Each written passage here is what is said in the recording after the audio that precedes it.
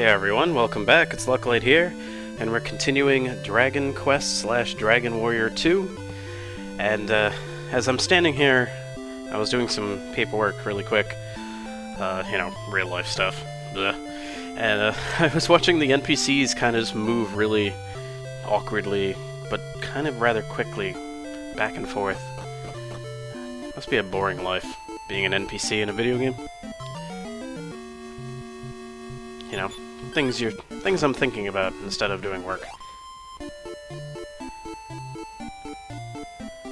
And also things that I do instead of doing work, like play video games for my YouTube channel.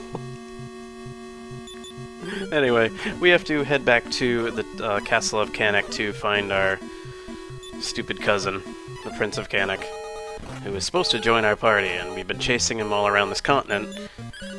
And we've been missing him at every turn. So hopefully we can find him on this episode. I can say, yeah, we are going to find him, but... I love how the first quest is just him being a pain in the ass. And dodging you. Well, not on purpose, but... enough to annoy you. Alright, so let's stop over in the town first.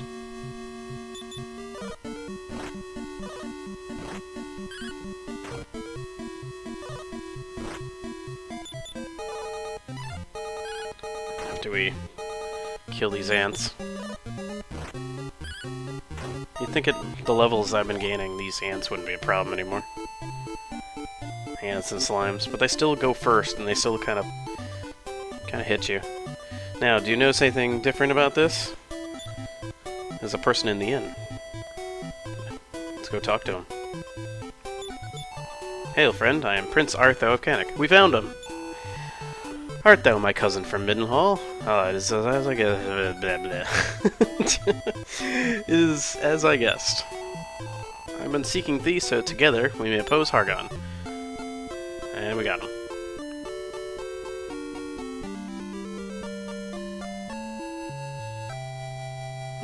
That music's so timeless. Alright, so now we got him. Artho. He's not so bad. He's got a club and leather armor. And he has a heal spell, which is going to be his bread and butter for a while. You know, I also have money. I wonder if I can buy any decent upgrades. Oh, you're welcome. See, I'm helpful. I also have to get a beat on what I'm doing next.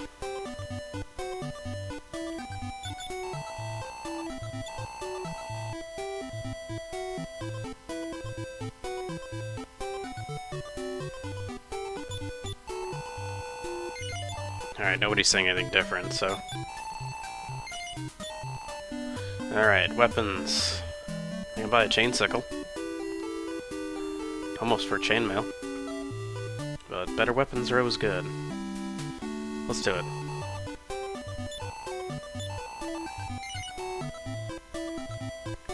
See, all those fights did amount for something. 5-point increase.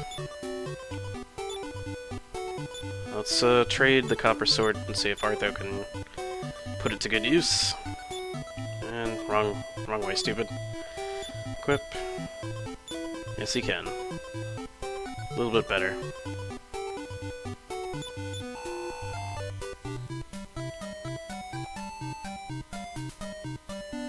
Out of the way, bozo. Let's sell that club. Thank you. Alright. So the only hint we've gotten on where to go next is a shrine to the west, so let's head that way. I do have to be careful because Artho is only level 1, and he could take a beating if I don't be careful.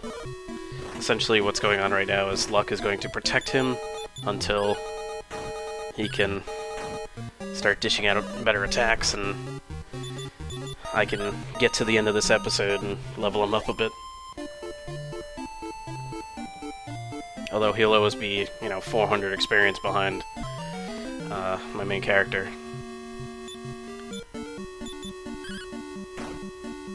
That could not be helped.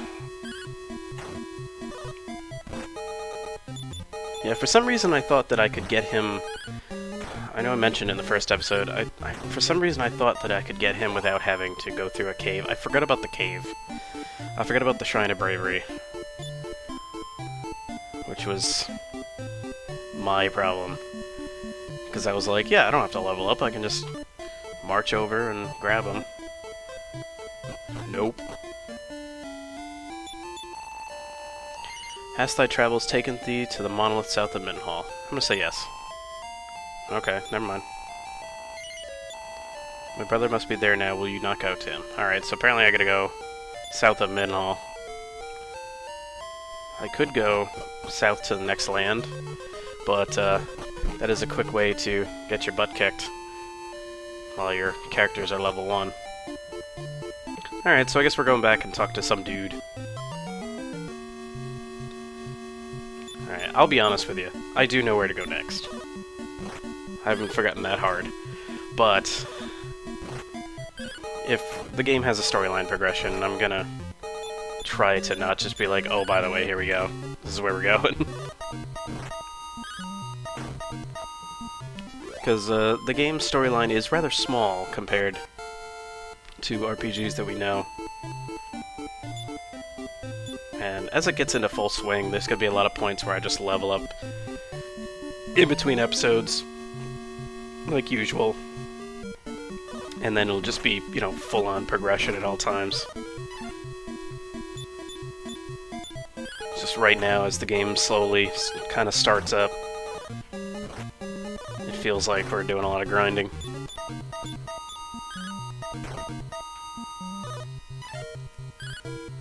Honestly, once Artho gets into the swing of things, things get a lot easier.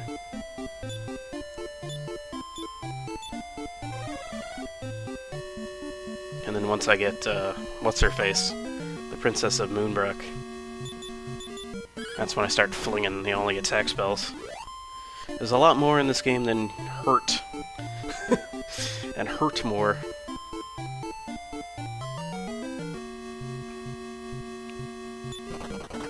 There's just too many enemies.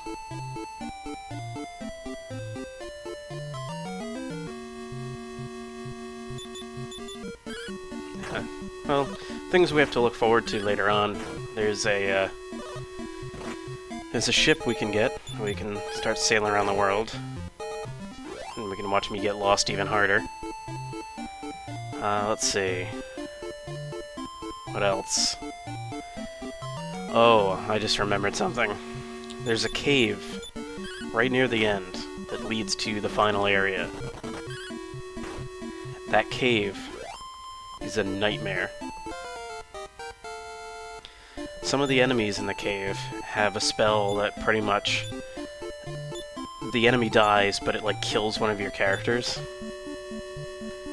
I think that's how it works. Either that or it wipes your entire team. Something really horrible. So you're pretty much up to dumb luck, will I survive? I think, remembering that now I really remember what pissed me off about this game. So I guess what I'm trying to say is suffering is coming, and suffering hopefully makes good TV. We'll see. So I'm heading towards the shrine. If I ever get out of the fights.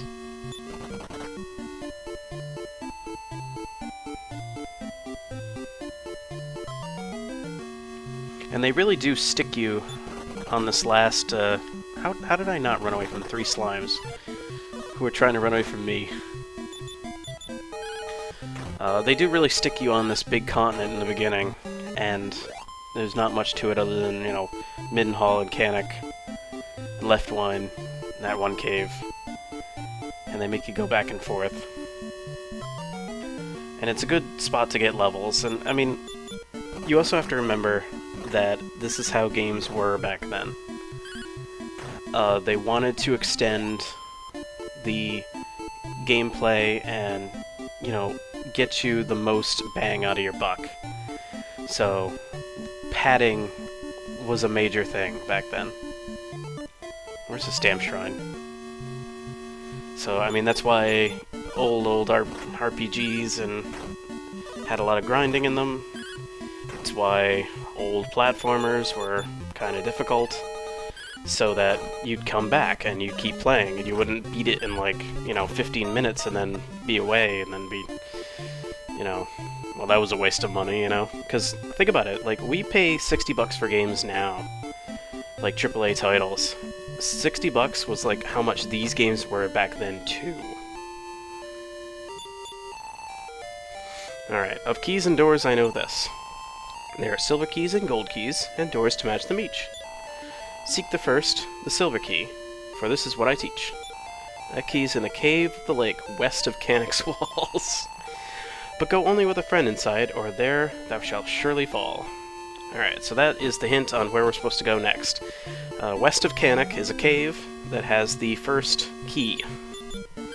And the best thing about keys in this game, unlike the first game, is the keys, you use them infinitely. Like, you get one, you have it. It opens all the doors. And then now I'm thinking back to the actual NES manual, and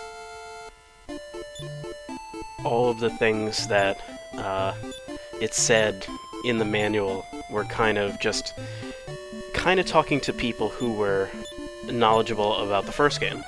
Like, don't worry, you can use your keys this time, and they won't immediately, you know, phase out of existence, and you'll still have a key, so go ahead and use it.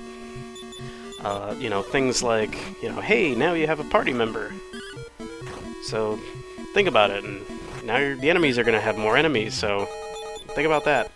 You know, maybe I'll do that, either after this series is over, or, you know, after this game's over. I'll see if I can find a PDF of the NES manual, and we'll read it together on YouTube.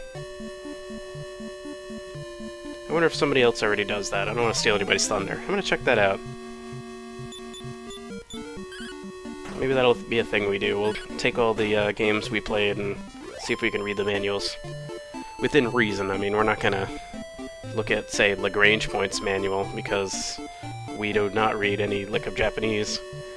Well, I don't, at least. Maybe we do, if you are a fan, and, you know, I don't know, but maybe you can read that one. Send it to me, I don't know. But, I think it'd be rather fun, looking at old NES manuals. I could pull out all the NES manuals for games that we played, say, on the 12 Days of Nostalgia. So, and the thing about NES manuals is they always had this weird story on the first page where it was trying to give a plot for games that do not have a plot, and it would always be just immediately wrong. Like, one of the famous ones is the Metal Gear one. Had a story on the first page that was just not the story of Metal Gear. It was talking about, like, some other, like, reason why you were landing in a jungle and looking for Metal Gear. It was talking about, like, Colonel Gaddafi and stuff. It was very strange.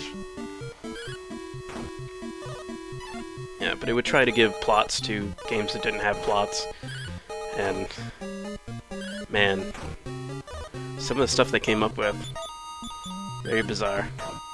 So yeah, that sounds like a good idea. I'm gonna do a little bit of research on that, see if I can pull that off, and maybe you'll see that on the channel someday, pretty soon.